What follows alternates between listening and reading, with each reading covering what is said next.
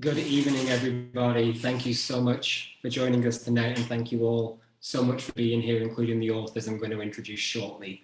My name's Sean Patrick, and I'm the founder and director of That Guy's House Publishing.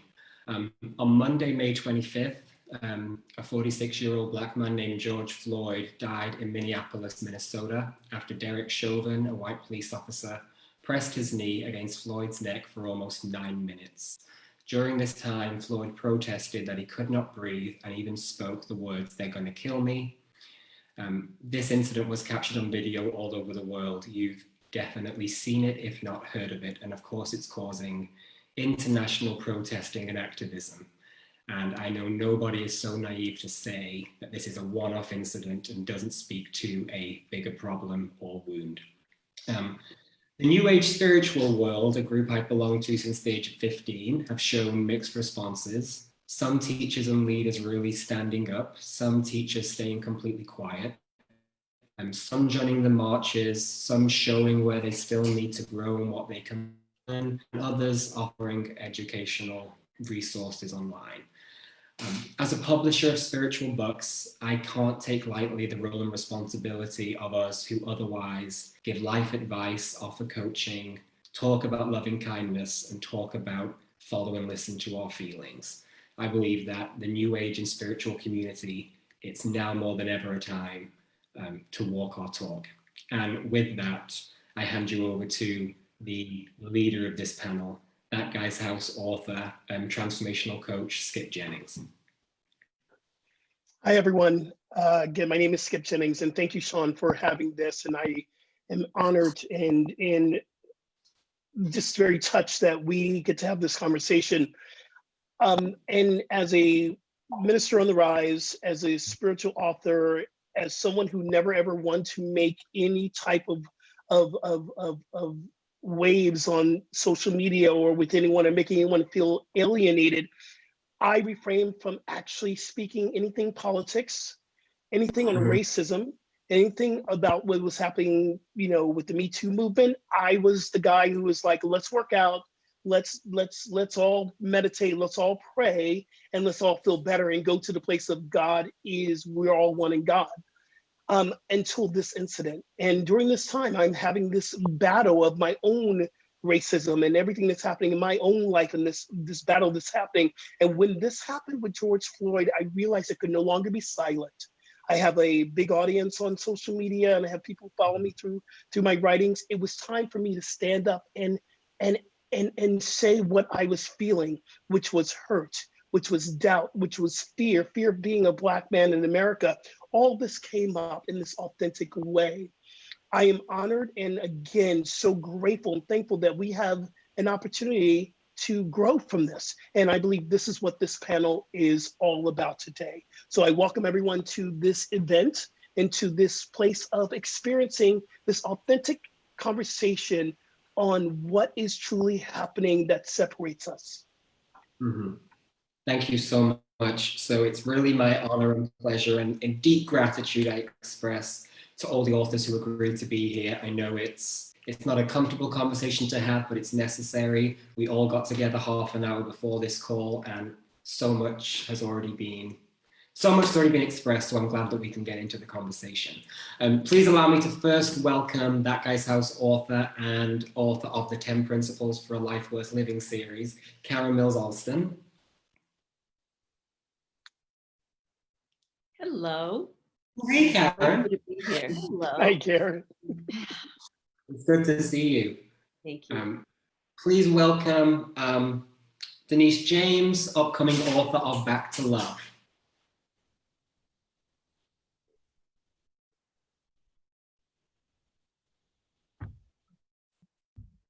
Hi, Denise. Hi, Denise. Everybody. Welcome. Hi.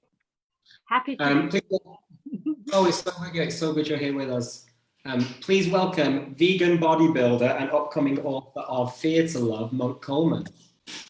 Yes.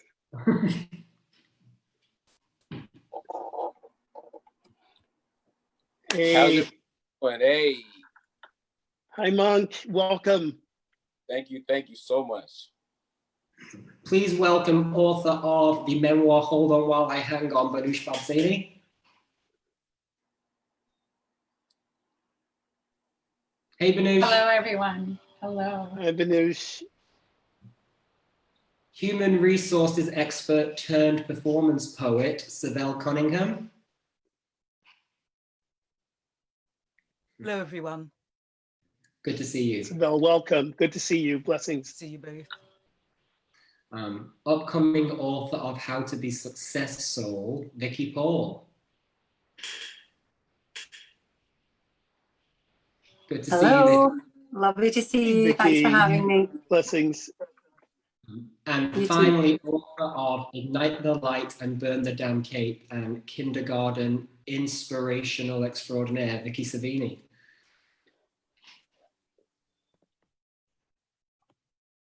Hi, Sean. Hi, everyone.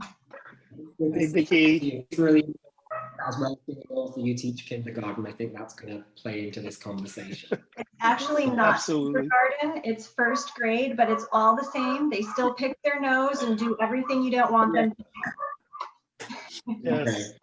Okay. Good. Incredible. Thank you all so much for being here. As I said, we all got together just half an hour ago, and I know this conversation is going to be informative at least, and enlightening at most. So with that, I hand you over to Absolutely. CJ. Thank you, everyone, for being here. And I love this conversation with you guys. I admire and I follow and I read your books, and I'm so excited to hear what your take is on what's happening. And when we saw George Floyd, and I'm going to be frank and honest with what I saw, was a lynching, a public lynching in the middle of the street of things. And just really quickly, my background, we're from Selma. My family marched from Selma to Montgomery. We know about Selma, Alabama, and the lynchings that happened. My family members have been lynched. So that's what I saw. And there was anger, there was fear, there was doubt. There was also this inspiring moment that I can no longer be silent. So my question to you is to ask you, when you saw this happening, as a spiritual writer, as a person in a spiritual community, and as a human being, person of color or not, it doesn't matter, what was coming up as you were witnessing this event?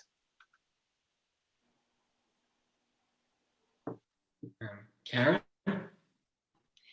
Well, I forget that I'm a woman of color, forget that I am a spiritual being, forget all that stuff. As a human being, what came up for me was, is this happening again? Haven't we have not taken care of police reform, or there hasn't been enough training. All that stuff comes up. And my first thought was, when is this going to stop? It cannot continue. And so I'm grateful that it's not going to continue. Yeah. It won't, it can't. You know, Karen, in response to that, my response was similar, but I'm ashamed to say I actually went to a place where I said, oh, I feel hopeless about this. That's happening again. I guess that's never going to right itself. And I thankfully had someone who reminded me that hopeless was an awfully luxurious place to be. Like you said, this can't continue. Yes, absolutely. And I think that's what we bring as spiritual beings, that, you know, the old folks used to say, you treat and move your feet. So you pray and then you do something about it. You know, this is not a time to sit and meditate. We do that.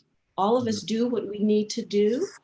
And maybe there are people, that's what they can do. It's okay. Maybe there are people who are praying. Maybe there are people who are marching. Maybe we all have to get involved some way and not close our door and retreat.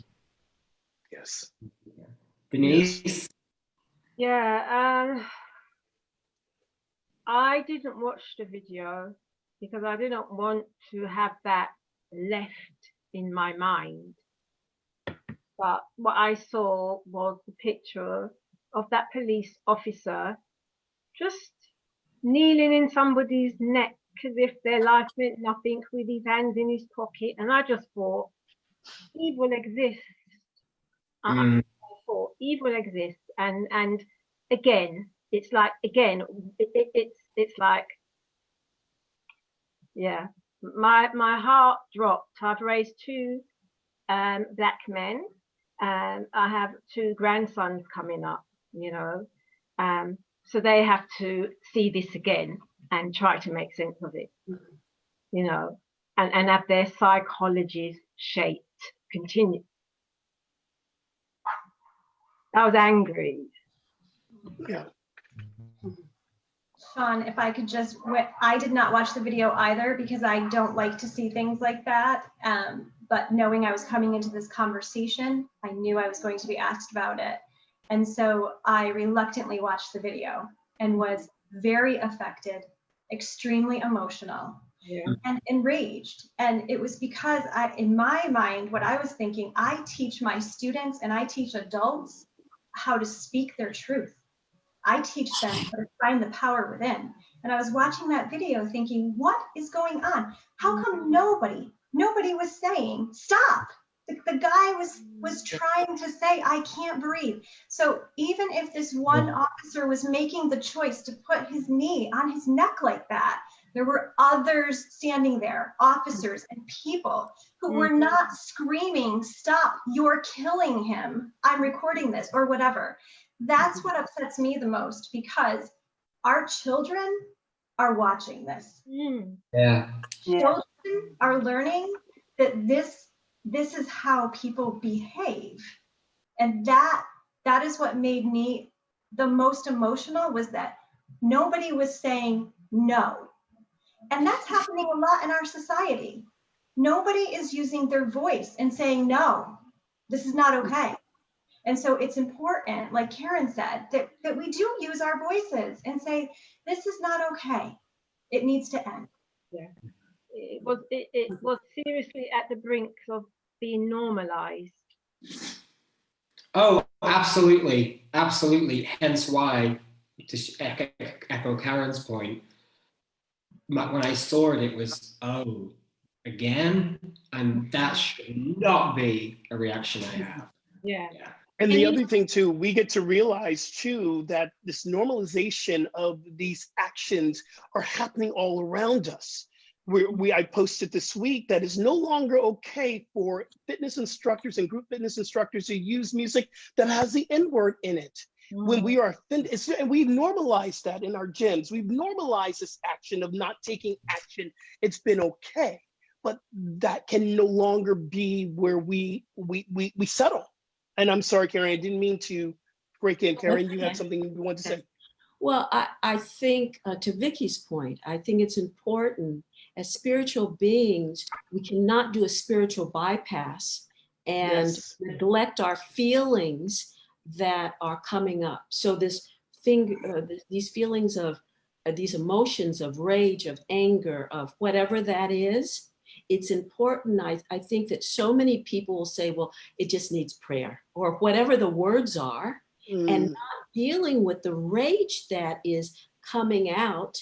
And perhaps because so many people in these last several days have been able to feel some things, that we're now having peaceful marches in the United States. You know, our curfew is at 9 o'clock as opposed to 4 or 5 or 6 o'clock.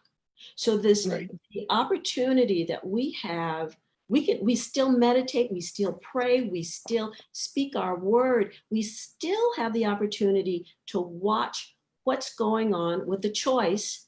And then at the same time, that's where our prayer work is.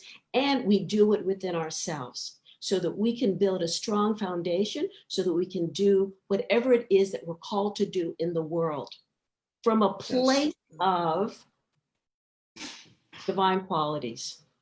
We can still yell, scream and shout, but we have to remember that as spiritual beings, we have an obligation to our souls first, not to squash feelings at all, and allow them to come out in some way. Thank you, Karen. Hey, Monk, or Banush, I'm sorry, but Monk, I would love to hear what was going on in San Francisco, in Oakland, the area in Northern California. What were you feeling? What was the vibe that you were feeling up there? Well, you know, as Black men, and we were always told that we had to be tough. We had to be tougher than tough. Don't show your emotions as weakness. We Right. grew up in an environment where it was all about survival. And if you let your guard down and show anybody that you're weak, they're going to take advantage of that. So I think this act was so horrific. It created such a visceral feeling throughout Black men. Friends of mine that don't cry. Me, I don't cry. I'm not a crier. But every Black young man that I talked to said, I've cried about this. It's almost like hundreds of years Yes, yes. is being purged at one time, and it has to release itself. It has to be dealt with. It has to come up. Yeah. So all the Black men that I've talked to, none of them said, I didn't cry about this situation. So it had to be that bad to heal the wounds from hundreds and hundreds of years of holding it in. And that's why we have so many issues.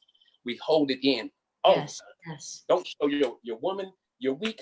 Don't show your employer you're weak. Don't show anybody your weakness. Don't cry. Hold it in.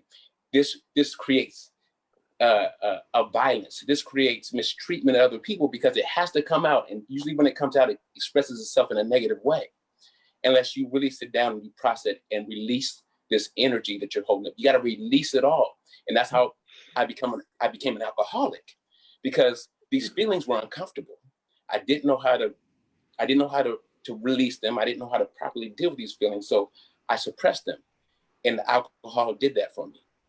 And then that creates all type of other physical and mental, type of problems like that. But I think we're healing now. And I think this had to happen. Like, this is a new birth. This is a birthing process right now. Yes, yes. If it was the way it was, if it was not just another man getting shot in the back as he ran away, we wouldn't be having this discussion right now. It had to be that bad. The whole world is now on board. Yes. And we got to understand. Yes. Yeah. And Banush, I know you want to add to the conversation. Yes. Thank you, Monk. Maybe we can take a pause and take a deep breath, everybody, and allow some healing before we move forward, because I'm just overwhelmed right now with your words. I don't know, Skip, if you want to lead like a breath of fresh air for us all. Let's us all, if you're watching and you might be watching later on in the video, or just everyone just close eyes, just take a moment here. And just, it's okay to feel. Yeah. It's okay to be in this moment, and whatever's coming up in this time, in this moment, it is divine. It is good. It is God. We allow this emotion to rise up. We be present with it. We own it. And we're healing through this. We're healing. We deal with this. The revelation of this all is coming forth in this moment. It's being birthed. Let's all just take a group breath. Let's breathe in together. Oh.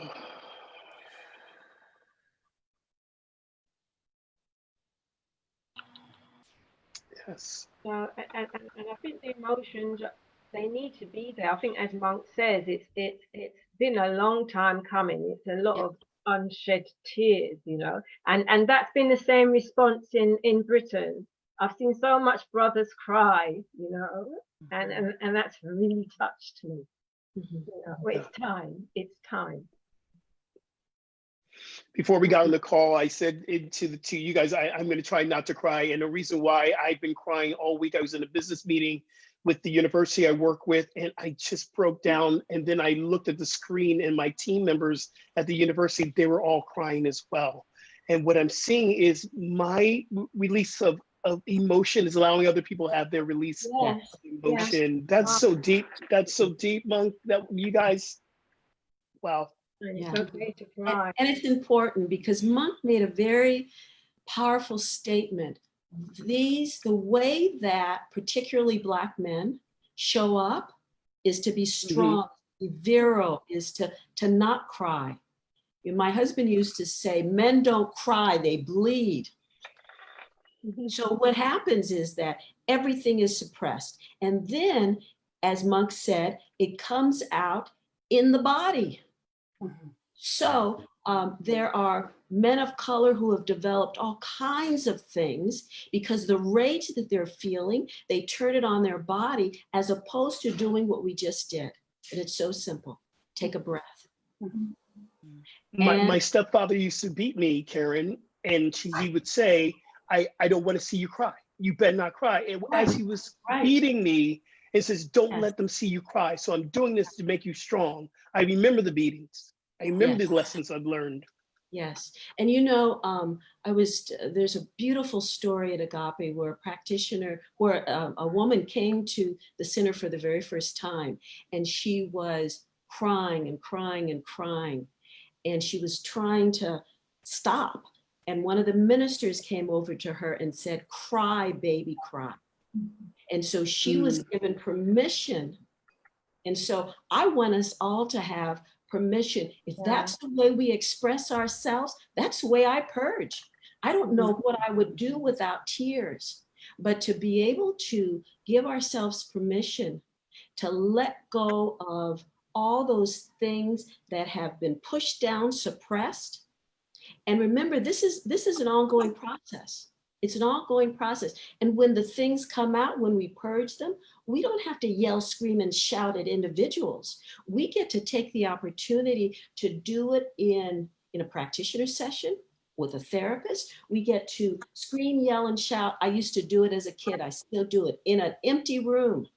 And I let all the stuff come out. Because what I know now is that the spewing that comes out of me, I do not want to spew on anybody else. Because that comes back to me. I want to take care of who and what I am so that when I get out in the world, I'm fortified. I can do exactly what I can do as a spiritual being. That's why prayer and meditation and life visioning is so important in what we do. It's important. We have to take care of ourselves first, and then we go out into the world and we can give of our gifts and talents. It's important. Very important. Thank you, Karen. I just want to check in with Sibel and Vicky on your first question about the reaction.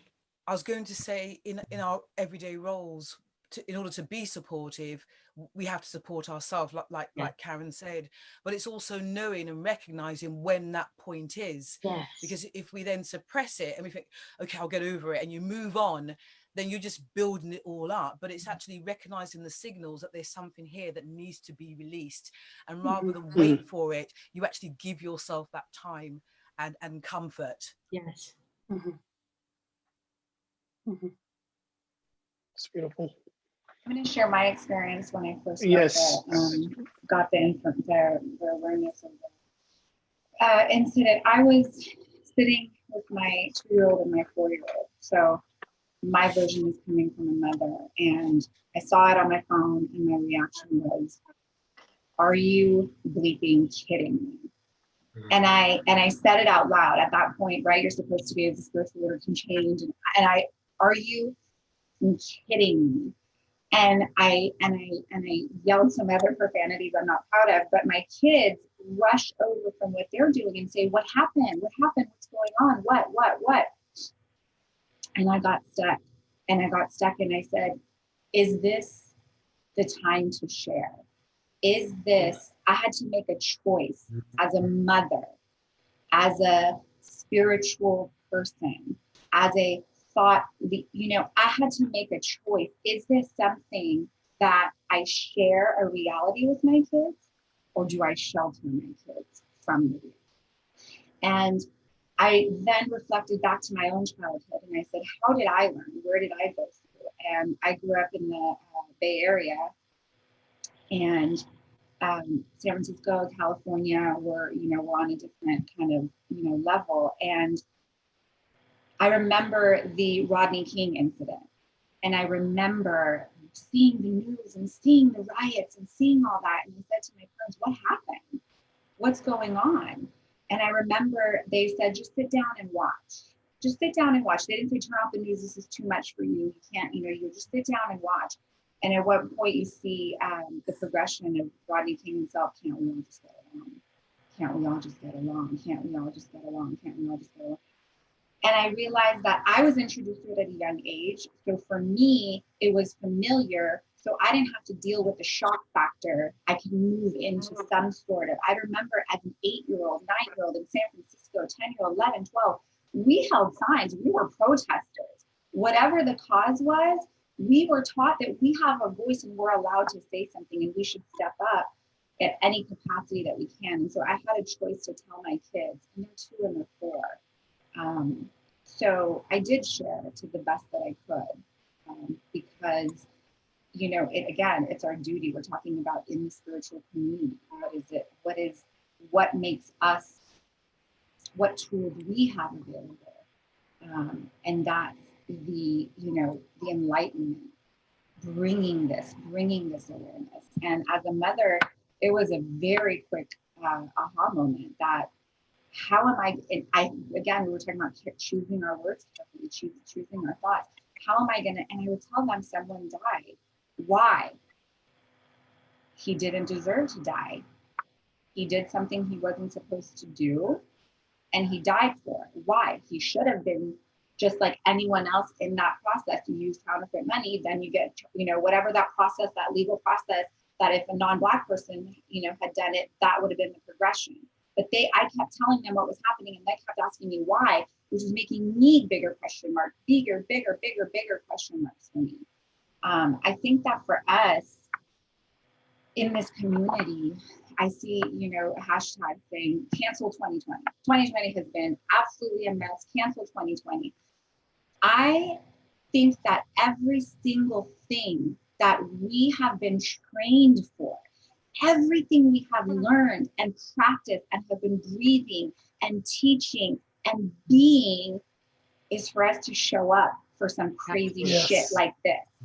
This is now our time to show up, and I refuse not to. And I think these conversations I was talking about, filtered conversations, I think it's like people are so afraid. Before in my community, when people would say something, you know, underlying racist, I don't mean to be racist, but, and I would just kind of like, okay, I have to accept people as they are. And a few times I would bite my tongue. And what I found in this incident, people were saying there was riots in our downtown. There was riots, there was breaking, you know, and people were mourning the loss of property in our downtown. People were mourning the brand new fountain that was built. And I said, you know that in a matter of weeks, that fountain will be rebuilt. And not only will it be rebuilt, it'll be even more beautiful than it was. The city has money. Who is going to rebuild these lives that are lost, these injustices that are taking place? How is that going to be rebuilt and fixed? Yeah. We need to change. We need to change. It's powerful. Noosa, very powerful. Very powerful. You know, you brought up one thing that I want to really address, and I love how you know, that term, I don't mean to be racist. Well, I have now taken this on to say where I would not say anything in the workspace and laugh it off, or I don't mean to be sexist, or I don't mean to be homophobic, but it's time for us to say but, and it is, and you are, and call it out. I believe that this incident has brought up the courage for us now to say, it's okay to say that was racist, that was sexist, that was homophobic, that was a dangerous thing to say. And it's okay to say it, where I have not been okay to say that. Now I am, I'm empowered. So thank you for sharing that. Absolutely, and let me say, as a white person, I'm going to be defensive towards that, and I'm very sorry. And I will get to where I need to be very quickly. But that is something I've learned over this week, is actually, I think with the George Floyd situation, it was if we all had to show our cards. And even as someone who considers themselves very progressive, very liberal, etc., I had to take stock of, oh shit, where have I not been more of an ally? Oh shoot, why have I never been to a march before about this?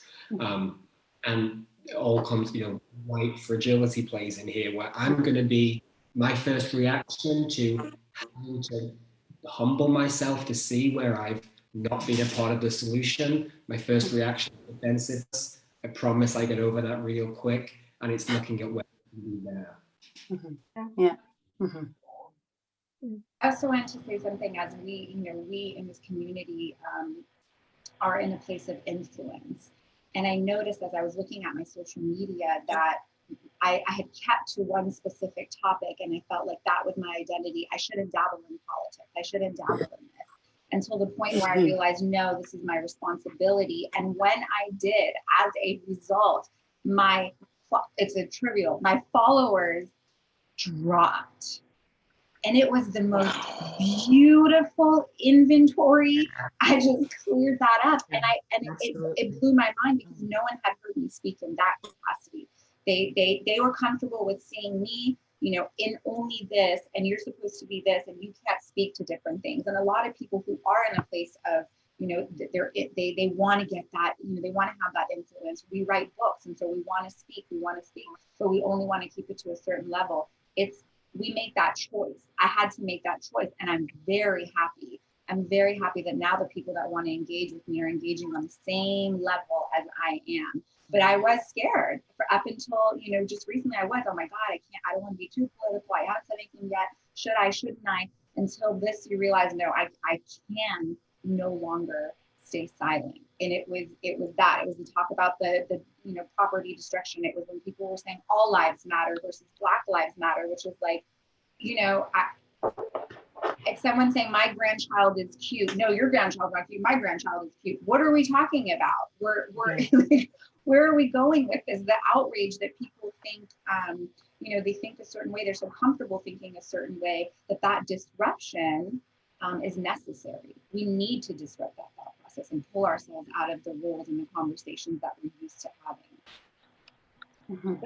Isn't that part of spiritual development as well? Because what you've just said, I immediately thought, well, you've just dropped dead weight. Yeah. Absolutely. It was amazing. I thought, yeah. Remember, there's only a certain percentage of people on this earth plane that are doing this work. So people who are waking up. And so it's probably less than 2%. So if we, but how many of those people are staying in the high vibration moment to moment to moment? Because everybody says they're spiritual. Everybody says that they go to church, but what happens when this stuff hits the fan and there's an opportunity to really practice what we have been studying, practice what we have been standing on? Mm-hmm. That's really important. So the idea right now is to remember that we all are here in this together. There are going to be some people that are not going to get this. They're just not going to get it. Yeah. It's okay. Yeah. We still have to know that they're the emanations of spirit. People who operate in contrast to our lives allow us to grow and expand if we make that choice. Good so point. We get to Great point. to do this work. We have to continue it. So remember, our teachings say that there's no separation. We're all emanations of the presence. Some of us are awake and some of us are still sleepwalking. We still get to speak the word and hold the space for everybody on this earth plane. Yeah. Even the police officers, we get to forgive them. Forgive them, they know not what they do. They don't know what they were doing, otherwise they wouldn't have done it. But Can I ask something? Let me just complete this. So, so the idea is for us to, and the thought just went away from me. So anyway, I'll hand it off to someone else. I'm sorry, I'm just Monk. I was going to bring Monk into the conversation, but I also want to make sure that Vicki Paul, we have not heard from you, and I want to hear a little bit more from Vicki as well. So if we can moderate that, but Monk, make your point, and we do have another question, but go ahead and talk about this. Well, like Karen was saying, it's easy to get pulled down into to be angry, get pulled down into the muck and start to think certain things about certain people. I mean, me, I had all kinds of emotions towards those officers and towards people that say all lives matter and towards people that talked about the property instead of the human being. And then it hit me like, no, don't go there. I said, that guy right there is an expression of God. If you really believe that, if you really believe that and aren't just talking, then you know that guy is not living his truth. That's not him. Right. Absolutely. That's not him. Yes. That's not his true self. And everybody can transform because I've been there. I was abusive. I was violent. I was a drug dealer. I was all that. I know you can change. So that man has just as much ability to change and get tapped in and elevated and lifted as I do. So absolutely, I removed that feeling almost from that feeling of anger towards that man to compassion towards that being that maybe someday, and this experience might help him to really start to see who he really is and for him to be able to grow from this as well as we are growing in healing. Absolutely. Absolutely. Beautiful. You know, I prayed more for 45. I prayed more for our president, so much more to understand and to embrace him, not what he does, but him as the emanation of the one, and so much more in the last couple of weeks than I think I ever have. And that has been a big practice for me. Vicky Paul, I need you to jump in. You've been quiet there. Please speak your words, sister. Thank you. Do you know, I'm doing this from my iPhone and I can only see 4 people and there's a big delay between what's going on my screen onto Facebook, and I'm trying to keep an eye on who's talking. But yeah, just to pick up, I guess, from the kind of first question, and I was similar to a couple of people that have commented, you know, I work as an intuitive and a medium and try to keep my energy in a certain space because of the type of work that I do. And I have for many years, I find it very difficult to watch any form of oppression or violence, you know, on human beings, on animals, on anything. And for me, I heard the news before I saw anything, and I thought, I can't watch this because it's, you know, if I can't watch it on a TV show when it's acting, how the hell am I going to be able to cope with it? But by actually seeing the footage, you know, so I gleaned the news from the radio, you know, and then when I got the invite to come and do this panel, I forced myself to watch it, and it's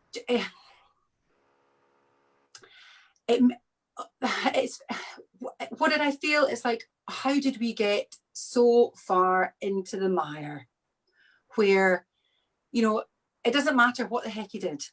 You know, I watched the video from start to finish. He did not resist arrest. You know, he went willingly. You know, so where in the minds of the cops, and as bad for me, and this is the, you know, replicate of the society that we live in, that people stand and film this on their phones and do nothing. They stand by, say nothing and do nothing. And I know, Karen, that you talk about the fact that we're not separated, and I agree, but it's interesting for me in my teachings because I'm all about soul reconnection. You know, I believe that we are all one, but I believe that capitalism and the society and politics and everything that we live in has pulled us apart. You know, but that's we live, the world, right? Yeah, that is the world. It's pulled us apart. Yeah. We are in our bodies and in our mind and not in our soul and in our spirit. Because if we were, there is no way we could treat another individual in the way, either standing, and they are complicit, the people that stood and watched, as much as it was for the police officer that had his knee on his neck, you know, and it just makes me feel, how did we get so far down? Well, we've come so far and we are so more advanced in so many different ways. How are we still so far back, you know, in the eons of caveman times where we just treat each other like dirt, you know, and I, you know, it was anger, it was every emotion that every human being has when they see something like this happen. And then it was a moment of, you know, and this is why I wanted to do this call, because, you know, it's strange as a privileged white person to, you know, be in and have this dialogue. I feel like I'm tiptoeing a little around things because I don't want to be or say anything that might come across as insensitive, because that is not where I come from, a place of heart and soul. But I felt that I have to force myself to have this conversation, because sitting on the sidelines and being, you know, a spiritual being who is here and has come into this time to incarnate, to help people to reconnect, you know, sometimes you maybe have to do that from a warrior standpoint than from, you know, somebody sitting, you know, flying the peace flag, you know. So for me, it's very much about how can I do more? What can I actually do? Because I feel not helpless, I feel incapable of actually chipping away at what is such a massive thing. You know, and I believe that we are spirit beings having a human experience. I believe we choose the human experience that we come in to express. The challenge with that is that so many people are so separated that they end up picking on other people to make themselves feel better. And that's why we have all this unrest. So it's a call for me to invite, you know, and I want to learn on this call to, you know, how can we, you know, as a human being, as a white privileged person, you know, support what is happening? Because I have never asked that conversation. I've never asked that question, rather. I've sat and had empathy and thought, oh my God, this is horrific. Not again. Jesus, how did we get here? And but I feel helpless, because I'm like, what can I do in my tiny little corner of the world when I cannot fully understand or relate to the centuries of history and oppression that, you know, and brutality and violence that is so ingrained in our culture now. So I'm here to learn and to say that there's a part of me feels I am ashamed that this is what human beings are doing, and white human beings, you know, to class are still behaving in this manner, even if it's not the extreme case of, you know, murder in the street, but the white human beings that stood and filmed it on their phone. You know, what is up with you? You know, and I feel ashamed. And thank you for articulating what you feel ashamed about, because people have come to me on Facebook online saying, oh, I'm ashamed, I'm horrified. And my question as a white person, what are you horrified about? Tell me your feelings. What are you feeling? Get really clear about what is bothering you. Is it bothering you because of something you've seen, or is something that you know that maybe we have allowed to happen over and over again? And I think this is where we all get to take responsibility for what we're feeling in this moment. This is yes, systemic racism, but it's also a personal relationship to racism as well. I remember going to Karen's house and having this visual, this energy about the statues in the bathroom. And in that moment, I realized it was statues of Aunt Jemima and Bojangles. And at that moment, I realized I've never fully embraced the beauty of my Black culture, my Black people, my slave ancestors. And in that moment, in that bathroom, I cried and I realized, oh God, I have not fully embraced. That's what I'm ashamed of. That's what I'm angry about. That I've never loved my slave ancestors. I've never loved the fact that we were stolen from our African nation to come here to build this country. I've never, ever wanted to embrace that until this moment, until the moment last summer when I'm in Karen's house. Up until this moment, that was preparing me, Karen, to get to this point here. That was a preparation.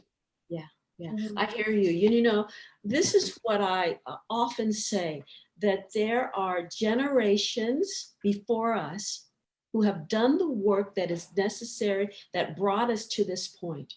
So now they have passed the baton to us, and we get to do everything that we can do at this point, because we are enlightened beings to move the next generations forward. We can influence as many, as people have said, 7 generations ahead of us. So what are we going to do at this particular time to rise up? Let me just, I took some notes. Reverend Michael had a podcast, not a podcast, but he has an IG cast. And he said this, he says, there has to be a vision. Without a vision, the people will perish. There has to be a strategy. Then the strategy has to be implemented. And then he says, we take our passion and our anger and drive the vision. So whatever it is that we get to do at this particular time, we get to choose to do it. Now, what I have realized is that, so this is my line of action, and anybody can fit in there however they want to do it. So prayer, meditation, organization, protest, action, whether we're talking about passing laws, and then voting. That's the most important thing we can do right now. And not simply voting in November, but voting for a city council person, voting for a supervisor, whatever it is that we call those in the different realms of the United States and all over this country. But we have to exercise our opportunity to vote. It's important. So there's all different kinds of ways that people can fit into this and do something on the human level. We get to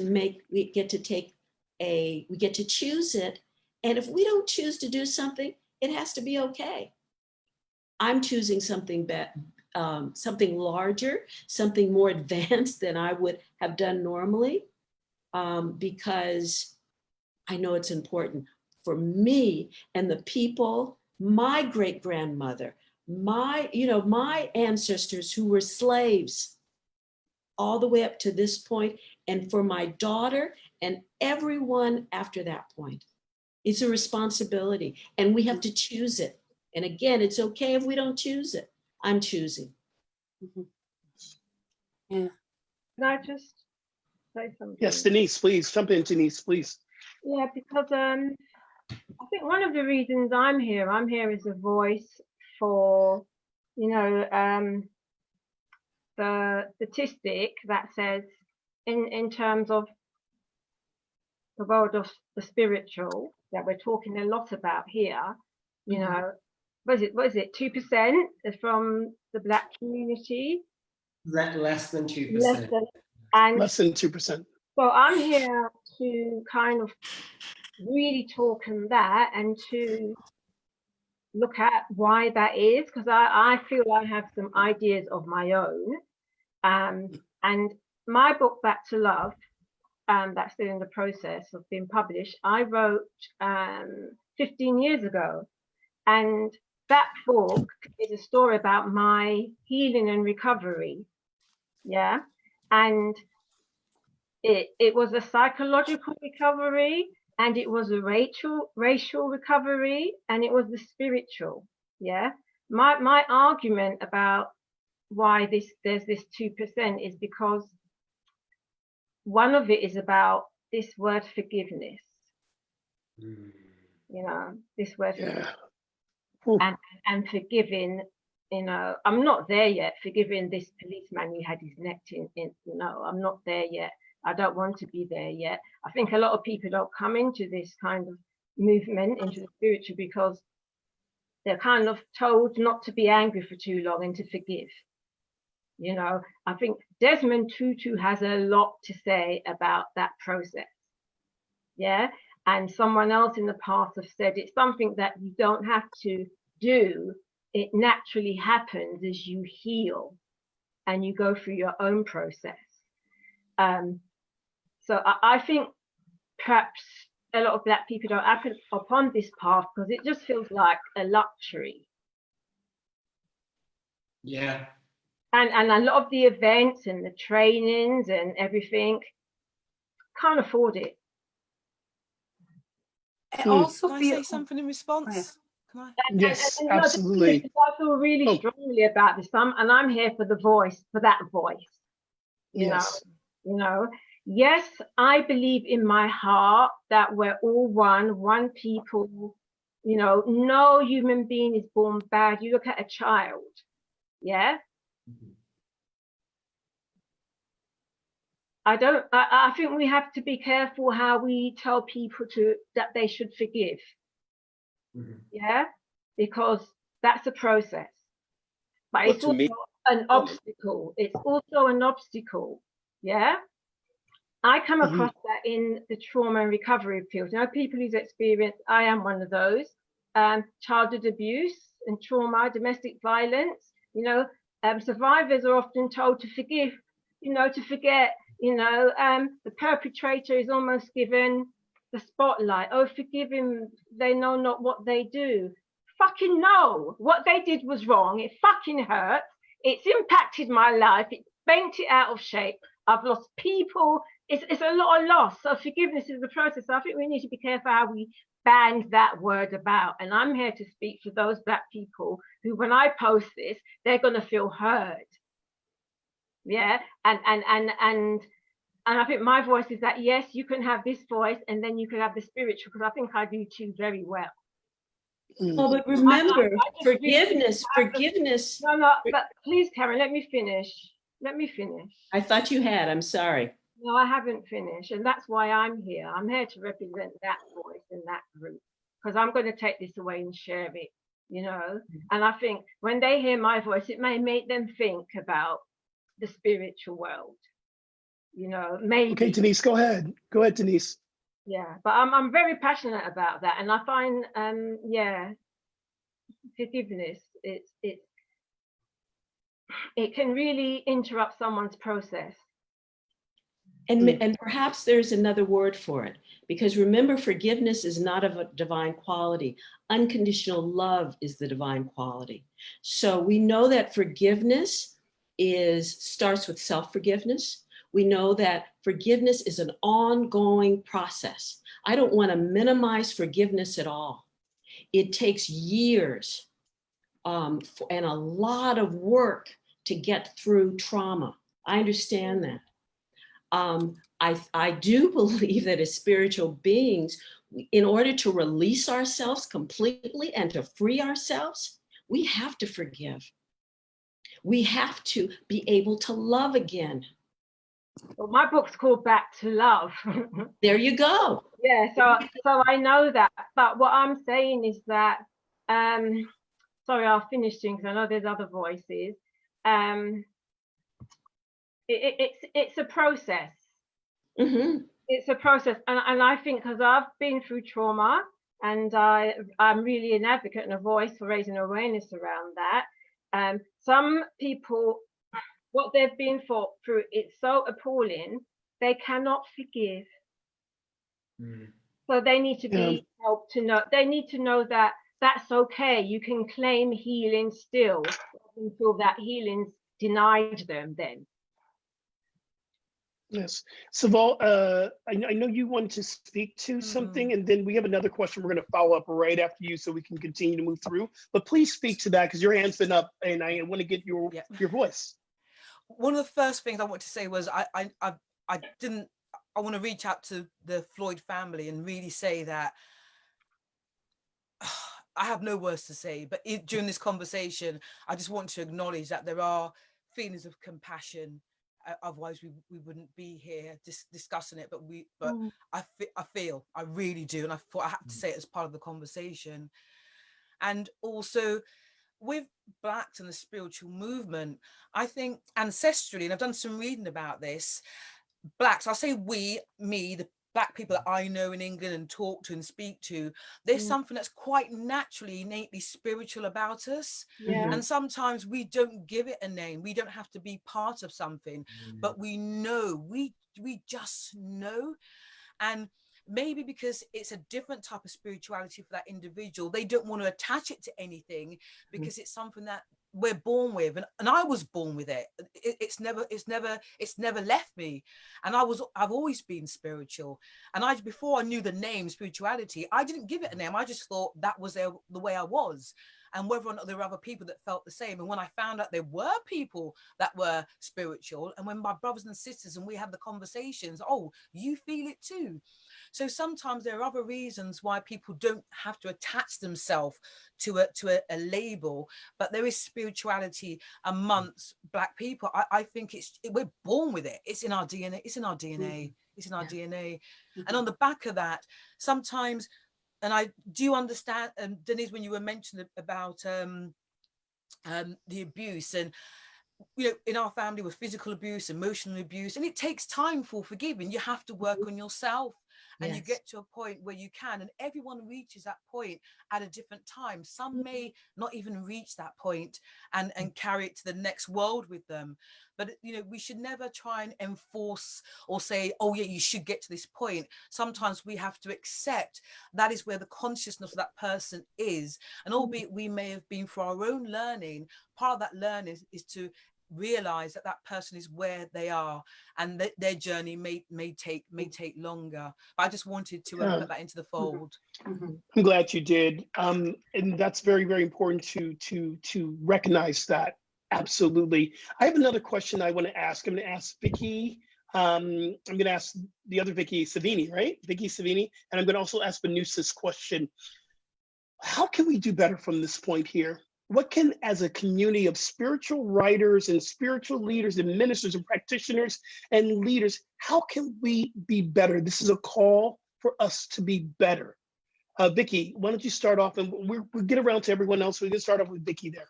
I was thinking about this. I don't remember who said it, but it's similar in that we need to stop and we need to look at what are our own judgments, because we may think we don't have judgments, but we do.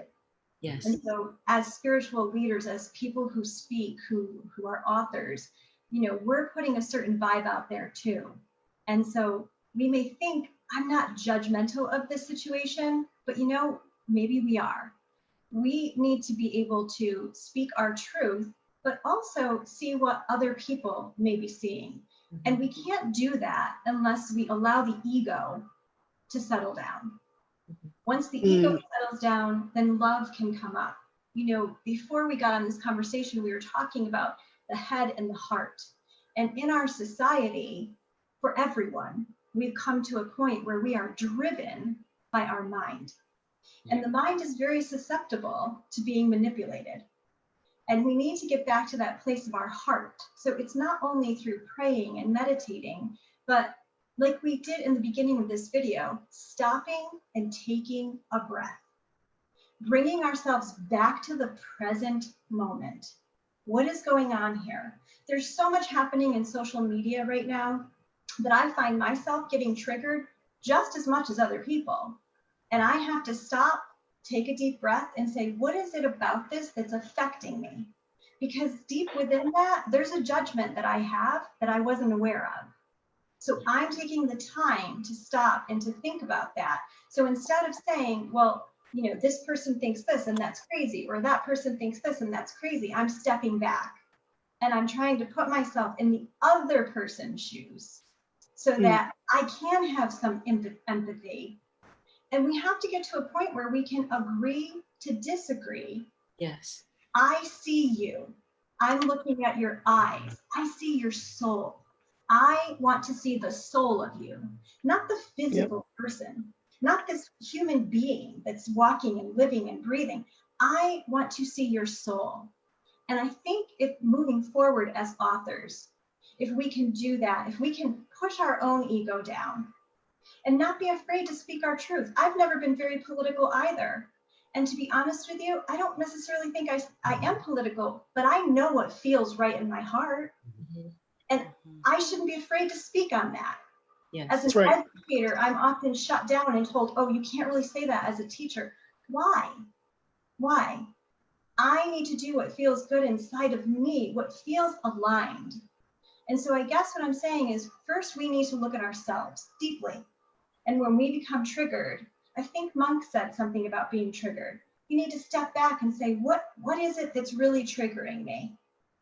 What's happening inside of me? We need to look in that mirror and then send that back out with love instead of Yes. Well, but that's where our work is. You know, when we talk about, Wayne Dyer talks about this process as a compassionate witness. At Agape, we say witness consciousness, where we really are paying attention to what's going on within us. knowing that there is something that is being triggered, there is an egoic something that is going on, there's an opportunity to heal and reveal the truth.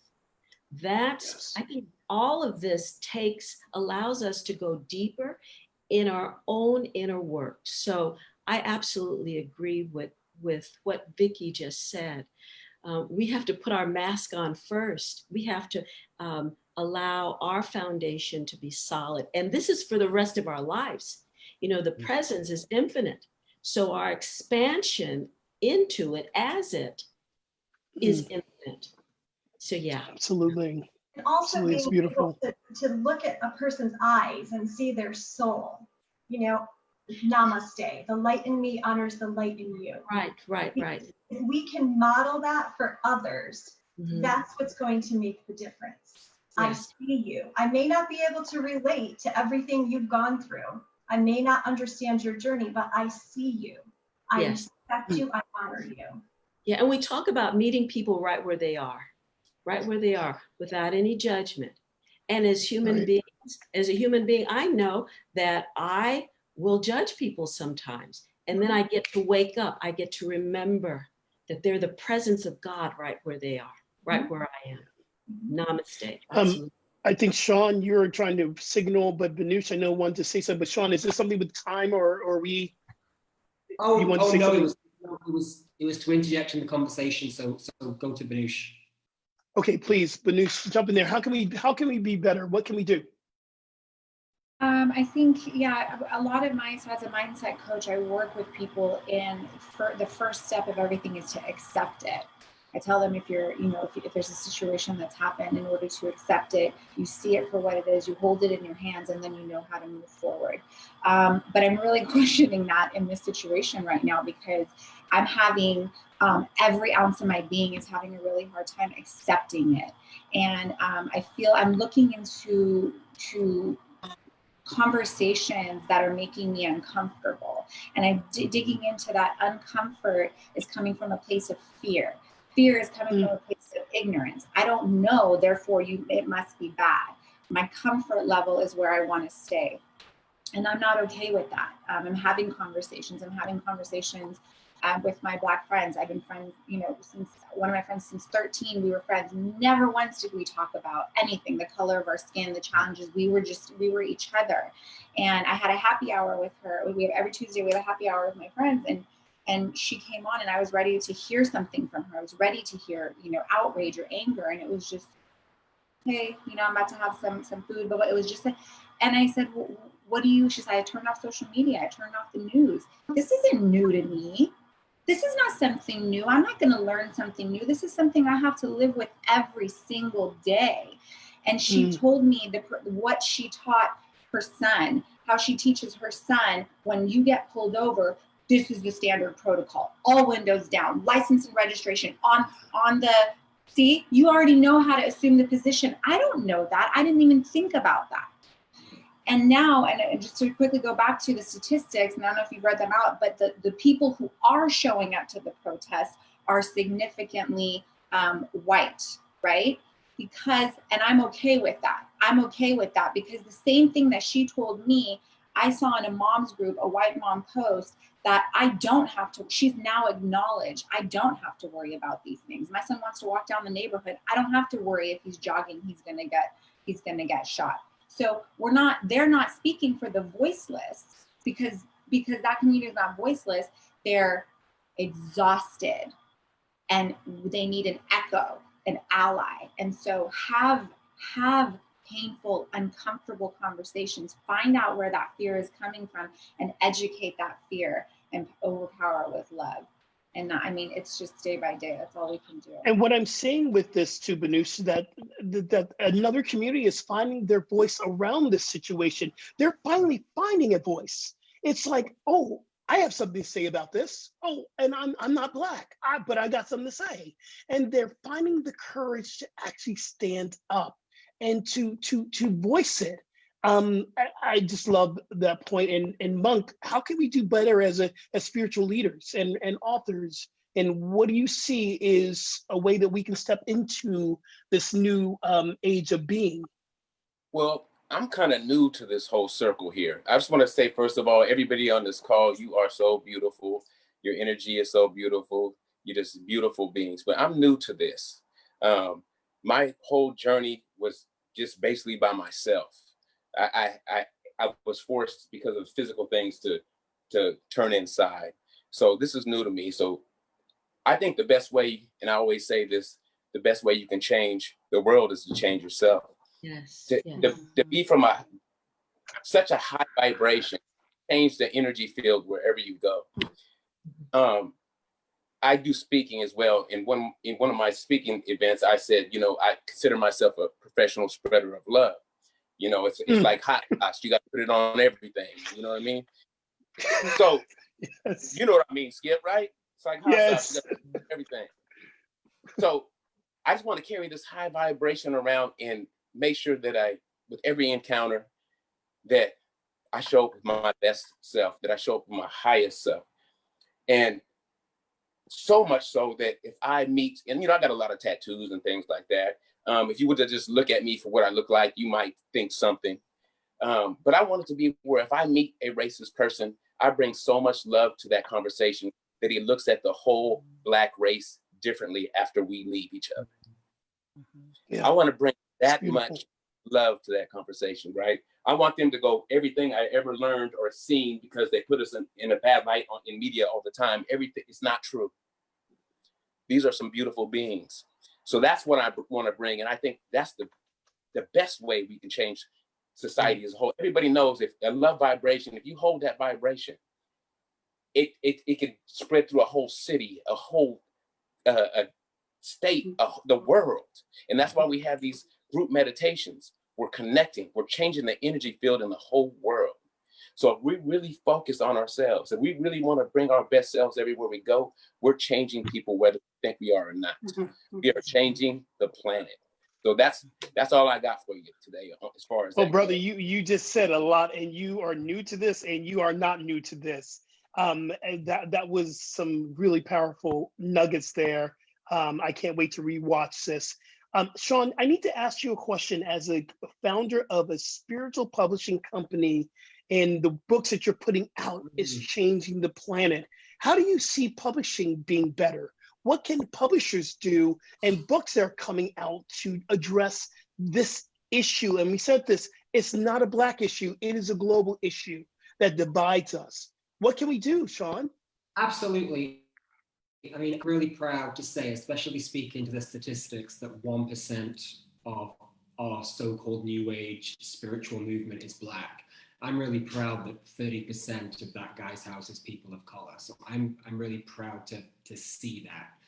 That has happened through what I'm going to articulate as my natural inclusivity. I interact with a very inclusive group of people, and there's never been a thought in my mind about if I would or would not publish a book based on that. I have seen in the publishing world from multiple publishers specific programs, and this is something where I don't know how I feel about. There are specific programs which are, running competitions for more diverse voices, and I'm learning that the word diverse is now replaced for the word inclusive. So as a publishing company, speaking to that guy's house, completely to continue to do what I do, I take a book based on, and I've always said this, I say to authors, I don't take a book based on the book, I take a book based on the author.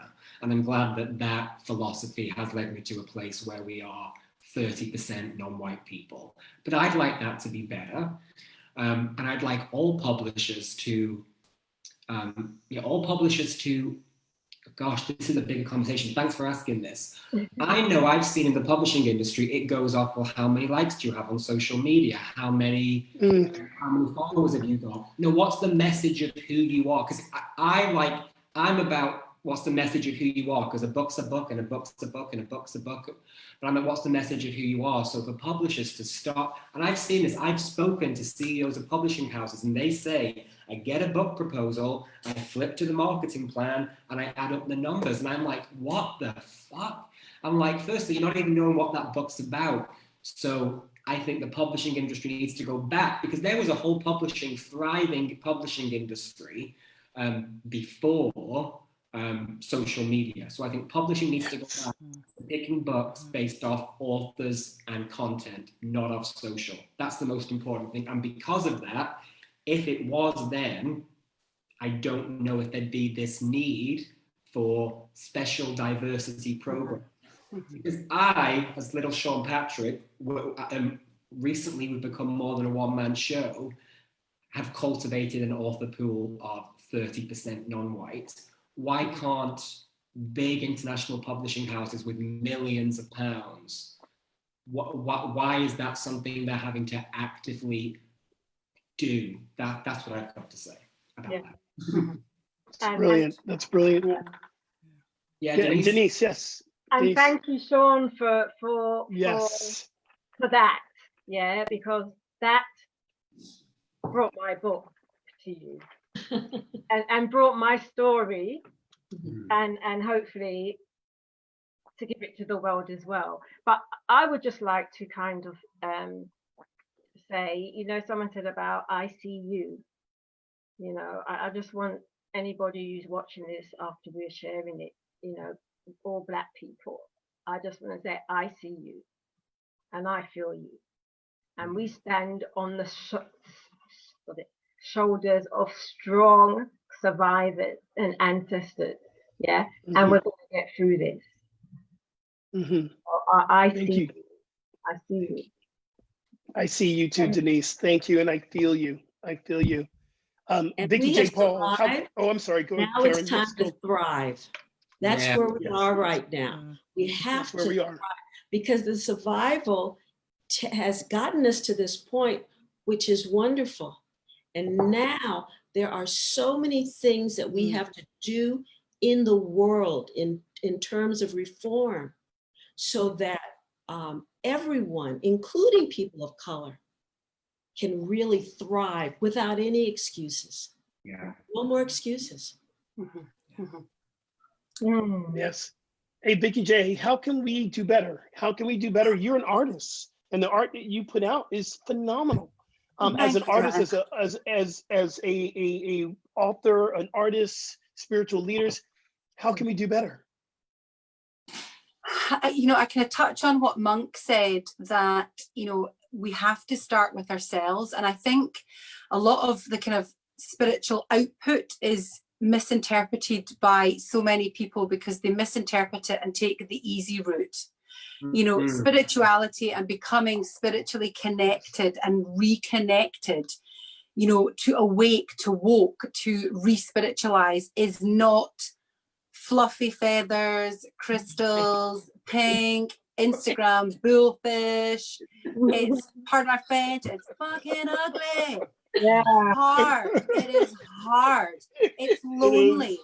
It takes you to the depths of your soul and back again. So for me, what we need to do as authors who have a voice, however big or small that voice is to express the truth of it all, is to not jump on the bandwagon of, you know. And it was interesting, I did a bit of research on this question, you know, and I don't know where you all feel on this, but for me, you know, where do, you know, kind of Westerners jump on the Eastern spirituality bandwagon? Because it's easy. Because we meditate and be mindful, and, you know, I know that people who properly meditate, you know, that's a different story. I'm talking, you know, tarring, you know, everyone with the kind of collective brush of, well, we meditate so we observe our emotions and our thoughts and we just let them go by. No, you don't. You get in there and you get stuck in about it, and you kind of come up fighting it and you let it out, because how else do you, you know, focus on the shadow side? And I wonder whether, you know, the Black community is not attracted to that community, because you have, you know, centuries of full-on shadow work, and it just, to me, feels like fluff. It's just so surface and so fluff. You know, and I have a thing about the spiritual industry, and I'm probably not going to do myself any favor saying this, but I think a lot of it's a load of rubbish. You know, it doesn't actually touch the reality of what life is. So what do I want to do?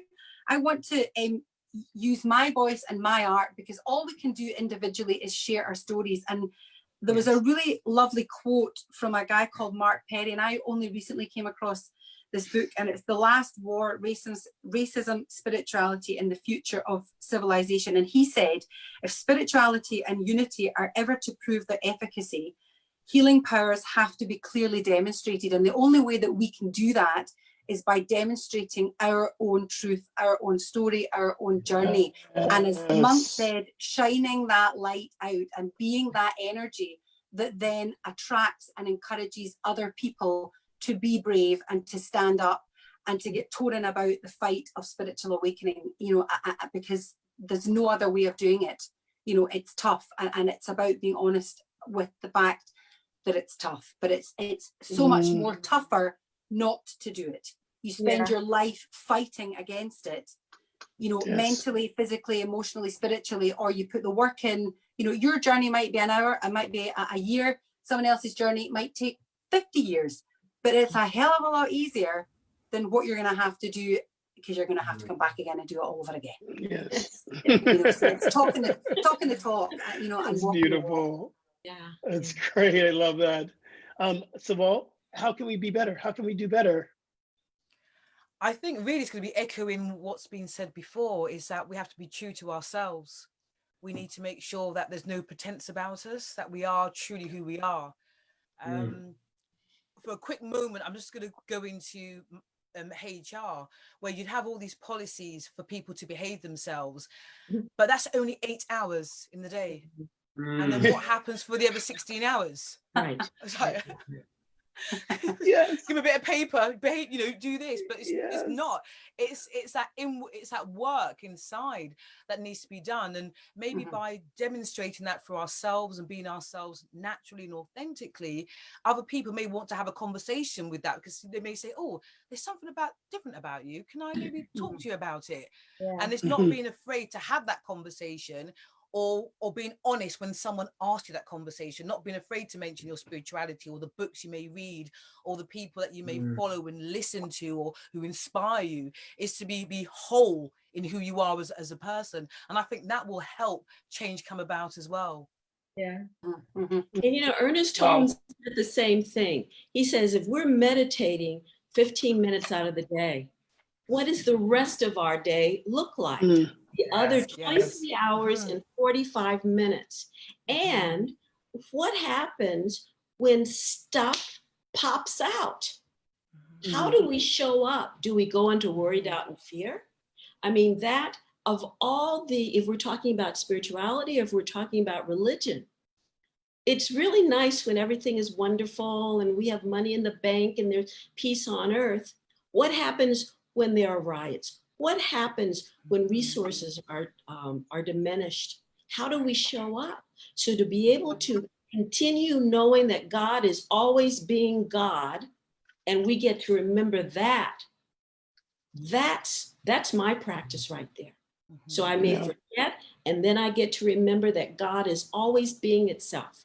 And I'm always supported, I'm always maintained and sustained, and that this universe is friendly. Now, if that sounds, and then I'm also coupled with that, I have to deal with these emotions that come up because I'm a human being. To ignore them is futile for me.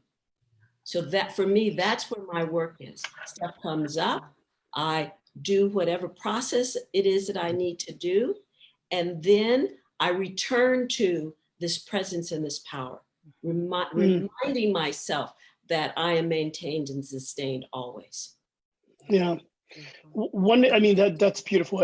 Everyone who participated and said, you know, from their heart, I echo it. I hold in my heart. I'm listening to you. I'm learning from this panel. Again, Sean, thank you so much for having this. The one thing I can say for myself is how to be better, or what to do better as a New Thought minister or minister on the rise, soon to graduate, with you know, as an author, as a spiritual leader on social media. For me, I must understand that God is all that there is the ultimate principle for me. but not everyone speaks that principle and not everyone gets there. And that's the ultimate realization for me. How did I get to that point? And what were the journeys, the ups and the downs of me going through being HIV positive for the last 25 years, to my own addiction, to self-abuse, to this road. And and if I truly believe that God is all that there is, like Karen says, God is in the riots. God is in my own personal riots. God is in my life. God is in my sickness. God is in my victories. God is in the ugliness. All the things I wanted to hide and not talk about in my books. Well, wait for the next book, y'all, because it's coming out, because that too is beautiful. And understanding that there is beauty in God in all of this. Yes. And yes, there's beauty in God in my anger. There's beauty in God in my crying and my fear. And I will end with this. Jesus, the master teacher, and I go home and I'm a recovering Baptist, and I love my Jesus, man. I'm a recovering Baptist, and my mama, when she prays the blood of Jesus, and she knows the blood of Jesus. Hey, cool. But let me tell you something about Jesus, the master teacher. He turned over the temples. He cleared out the temples. He got all the taxpayers out. He threw them out and said, "Not in my Father's house, so I'll get out." And then there was the Beatitudes. That is the symbol of God in your anger and God in your loving. Yes. And so here's where I stand as being more, is to understand that God is in everything I'm feeling, everything I'm doing, everything that I am. God is. So that's it. That's throughout this is what I have learned and what I'm agreeing to of being better. Yes. It's all purposeful. All of this is purposeful. Reverend Michael teaches that God is everywhere except where it is limited by the human perception.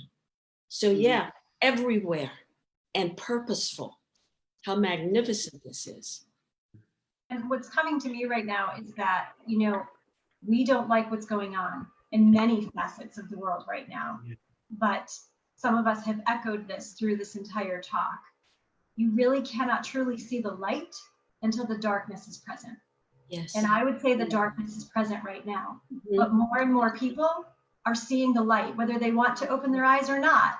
The light is so bright at this point because of that darkness. So we have to be thankful for that darkness, as difficult as it is, because that's moving us towards the light. Well, Vicky, I just want to comment on that. Thank you so much. And as you all know, before we went live, I've got a list in front of me of things I cannot say or things not say.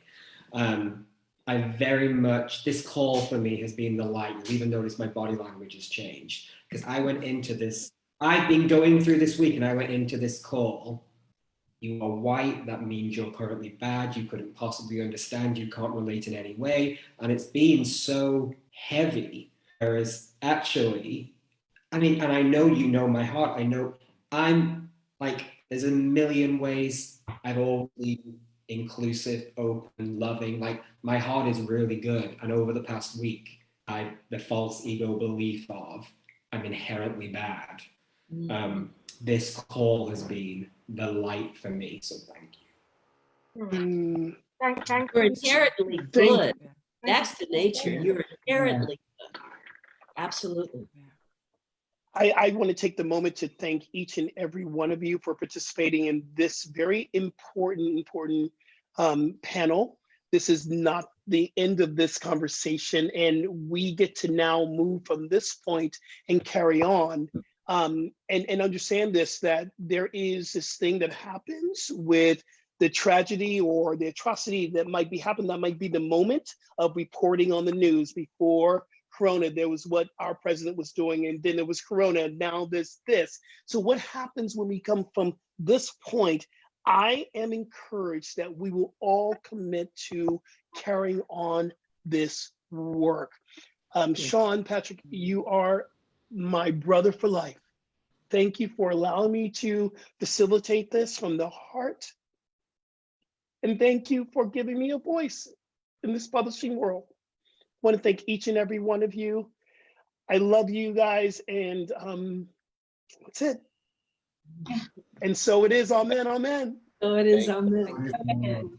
Blessings, Thank blessings. you. Blessings, everyone. Peace and blessings. Yeah, blessings. You all. Thank you. Thank you. Bye. Thank you, everybody. We survived. And now we thrive. Yes. Okay, bye. Take Bye. care. Much Bye. love. Bye bye. Bye-bye.